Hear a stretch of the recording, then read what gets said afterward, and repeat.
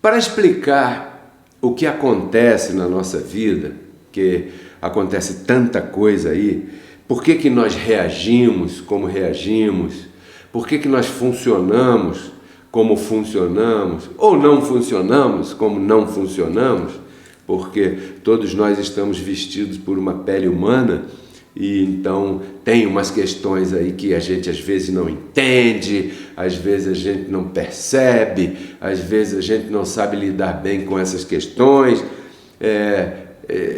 muita polêmica entre nós mesmos. Então é necessário explicar alguns pontos. Por que nós reagimos ou não reagimos às diversas situações da nossa vida? Como nós reagimos? Por que eu sou assim? Por que isso acontece? Por que eu penso isso? Por que eu faço isso quando deveria fazer aquilo? O que acontece comigo?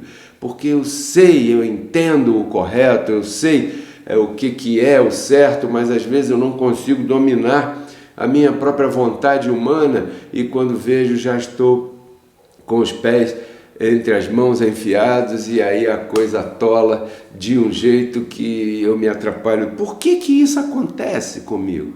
Então eu creio que essa é uma questão contemporânea, né? Porque todos temos esse tipo de divagação, de pensamentos, de questionamento. Primeiro, o ser humano é um ser muito complexo. O ser humano, se você olhar enquanto animal, por animal, tem animais que já parece que um potro, um cavalinho, ele quando sai do ventre da égua, ele já fica em pé, andando, meio trôpego, meio assim inseguro, mas ele sai andando, ele já nasce andando, ele não tem que aprender a ler, ele não tem que aprender comer, ele não tem que aprender a se limpar quando vai no banheiro, ele não tem que aprender a escovar dente, ele não tem que aprender qual é a condução que ele pega para ir para o trabalho, ele não tem que fazer nada disso, né? Então, até certo ponto, qualquer tipo de animal, por exemplo, um pássaro, ele nasce, ele sabe que ele vai voar, é a natureza dele. O ser humano não, o ser humano demora para se formar em uma profissão, se ele for bem diligente. Ele vai terminar esse diploma lá com uns 21 anos de idade.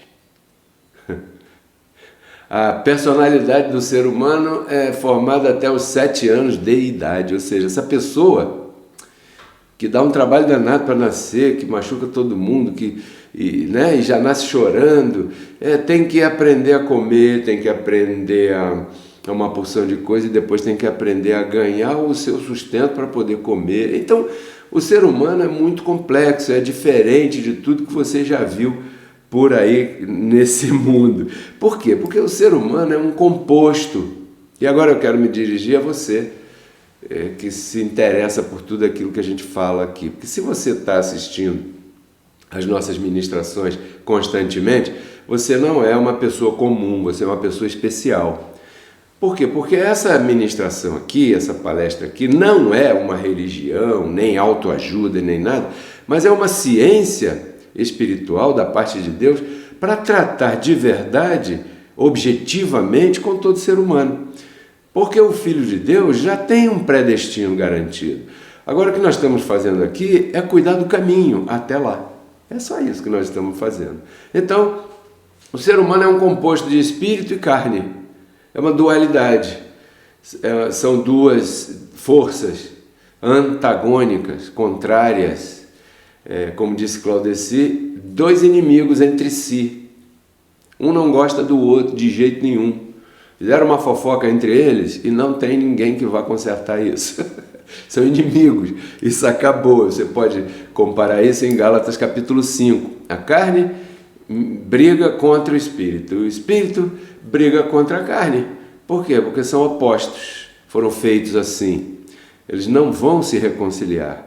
Então, primeiro ponto do nosso tema de hoje: não tente reconciliar carne com espírito, porque você vai perder tempo, porque nunca jamais se conciliarão, porque eles são opostos eternos, eternamente inimigos. Jamais eles se conduzirão na mesma direção. Então sempre são polos opostos do mesmo ímã. Está aí uma boa comparação. Então no título, se você percebe, eu coloquei primeiro a palavra espírito, depois eu coloquei a carne. Eu poderia ter chamado de a carne e o espírito. Poderia ter chamado de o que a carne tem a ver com o espírito. Poderia ter colocado a opção de nome nessa ordem, mas eu coloquei na ordem o espírito e a carne. É um tema simples, mas é muito profundo. O fato da palavra espírito ter vindo primeiro já significa alguma coisa que eu quero te mostrar aqui. O quê? O espírito veio a existir primeiro. O espiritual existe antes do carnal. O espírito existe antes do material. O espiritual chegou primeiro, antes da carne. Você não vê o espiritual, você não vê o espírito, mas ele é real. Lá em Hebreus capítulo 11, verso 3, diz que pela fé nós entendemos, porque pela fé também se entende, que o universo foi criado pela palavra, ou seja, não existia nada, né? E Paulo diz lá em Hebreus 11, 3, porque para mim foi Paulo que escreveu, para outros talvez não, para mim foi. Então, em Hebreus 11, 3, diz assim no final: de modo que o que é visível surgiu daquilo que é invisível. Aí eu te pergunto, então quem veio primeiro? Quem veio primeiro foi o invisível. O invisível estava.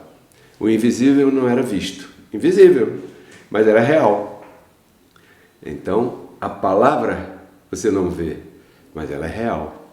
E a palavra da vida humana, da vida material, melhor dizendo, as coisas todas. E o grande exemplo disso é a primeira expressão de criação do grande Criador. Haja luz. Não havia. A partir do momento que ele falou, houve. Ou seja, o visível veio do invisível.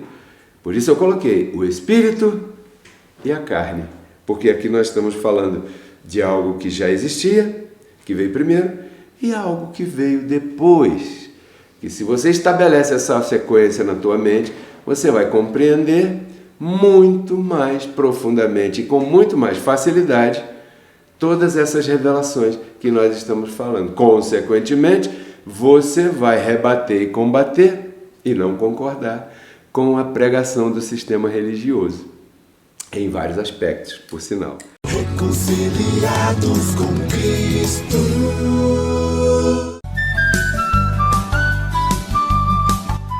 Se você gostou do tema que você acabou de ouvir e deseja conhecer um pouco mais sobre este e outros maravilhosos assuntos, eu te convido a visitar o nosso canal no YouTube Pedro Kelly RCC. Ali estão publicadas todas as nossas palestras e ministrações que têm como objetivo agregar na tua vida valores espirituais, emocionais e materiais.